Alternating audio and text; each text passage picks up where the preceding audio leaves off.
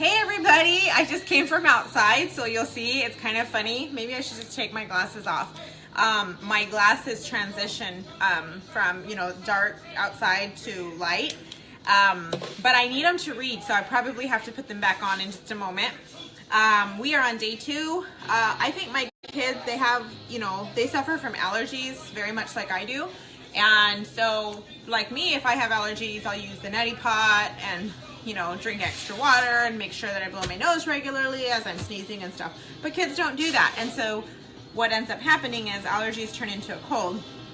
And, your throat is sore when you have allergies and whatnot. So there were just too many symptoms to send them to school today. They go to school twice a week. Other than that, I'm a homeschool mom. So the other days that we are homeschooling here at the house. So anyways, so they're here with me again, which is why you hear, again, TV, because they're resting. So I wanted to go ahead and go into meal prepping and what that looks like and why meal prepping is going to look different for every single person. Now I can put my glasses back on, I think. Let's see. Oh, they're still a little bit dark. Okay, we'll wait. So why meal prep and how I meal prep. For me, meal prepping, as I kind of shared just a little bit about the importance of planning and all of that, is meal prepping really helps to, it's a game changer for our home and having things ready. I don't feel good. I think I've communicated that. I'm 14 weeks pregnant today, woohoo! And, but I'm very nauseous. And so the thought and the idea of food is very challenging right now for me, and you could imagine what prepping for me looks like. It's very, very hard. However, I never regret prepping because it means that at least my family is taken care of. So I wanted to share with you some of the things that I do to prepare for my home. First and foremost, having a list. I kind of encouraged you guys to write out a list maybe for your meal plans for the week, and share those. And so I have a journal or planner, and it's monthly. So I have some things that I work on monthly. These are actually all of your guys' names in here that are in this group. It's amazing. It's my first time ever, as I shared, having this size of group. And so I'm really excited about that. And then there's also weekly, okay? So you kind of get to brain dump, and that's a whole other topic on kind of organization, I guess. But I'm trying to I don't have my glasses on. I put my glasses on. Being prepared has been very challenging right now because I don't feel well, and so it's really hard to commit to anything. But I knew that if we were on point with food, it would make a difference. So on the bottom of my weekly calendar, I put my menu for the week, and then I transfer that menu onto this calendar here. It's a magnetic calendar that I kind of forecast our month. If we have family plans or anything like that, it goes here. And then I have a shopping list right here. Those things are very, very important to me and to my household, because as I'm preparing for meals, or if I'm using something for the last time, I quickly write it here so that way when I'm doing my meal planning for the next week, preparing for the grocery store, I don't forget those items, and then you're going to, get ready to make stir fry and you don't have liquid aminos or something like that.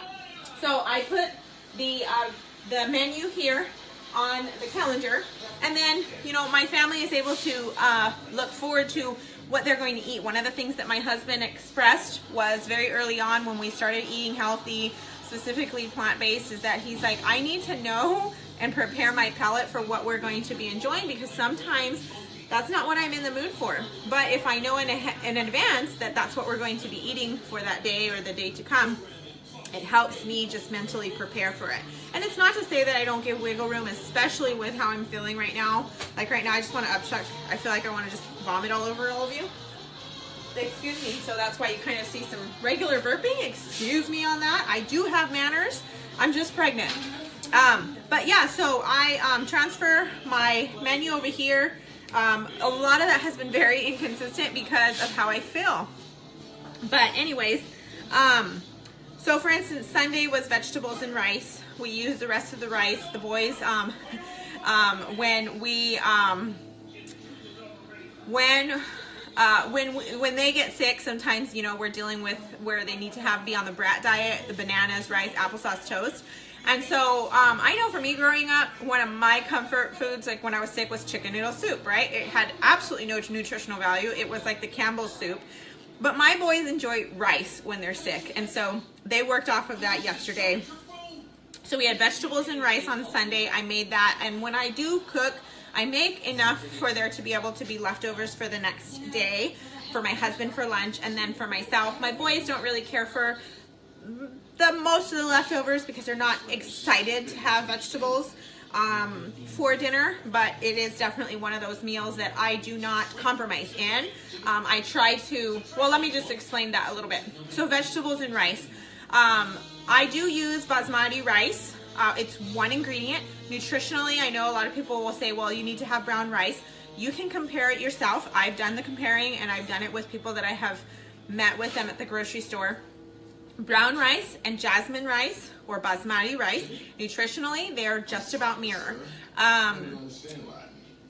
It's when you get something that is enriched that then adds unnecessary carbs. But carbs are necessary. I'm not sure what type of nutritional lifestyle you are on, but for our family, we do use carbs. So vegetables, my boys like raw vegetables. They don't like cooked vegetables. So for vegetables, I had celery, broccoli, and carrots. I know they don't care for broccoli ever unless I'm doing like beef and broccoli. So I just kept the carrots and celery that I had. I kept them raw for them. And then so they had raw vegetables and rice. And then we had cooked vegetables. I made pozole yesterday, as I shared with you. So we'll be kind of having that today for lunchtime. And then I'll be doing noodles, which for us, it's one ingredient, whole wheat durum. And then some marinara sauce. I'll be adding veggies to that. Vegetable wrap, that's obviously, you can use a tortilla of choice. And then Spanish rice and beans. So I just wanted to kind of show you, I made those beans yesterday in my pressure cooker. You know, bought them at 89 cents a pound. And you're able to feed your whole family. I use that said basmati rice, throw in my tomato and onion and you know, that type of thing, and it becomes Spanish rice and beans. It's delicious. I made some energy bites. I'll share the ingredients for those. 3 ingredients, 4 ingredients, very minimal. Steel cut oats. So that's kind of like what my meal prepping looks. This is tofu and soy riso. And then this is the pozole that has chicken, and then I'm warming up the pozole that does not have chicken on the stove. So those are just giving you some ideas of what I do to meal prep, and kind of go into that. This meal prepping is kind of going to go into tomorrow as well, just so I don't give you too much information, but I wanted to give you the importance of having a plan, which we talked about already. The calendar that I absolutely love, it's magnetic, and it's, you know, the dry erase. And then these are some of my staples. You know, cutting up fruits and vegetables is always a win for anybody. And so yeah, that's kind of what I have for you today. Again, please share what you have prepared so far. Thank you so much for your guys' involvement and participation, and I just love to hear from you and how I'm doing, and if you have any questions and anything like that so far that I can help you with.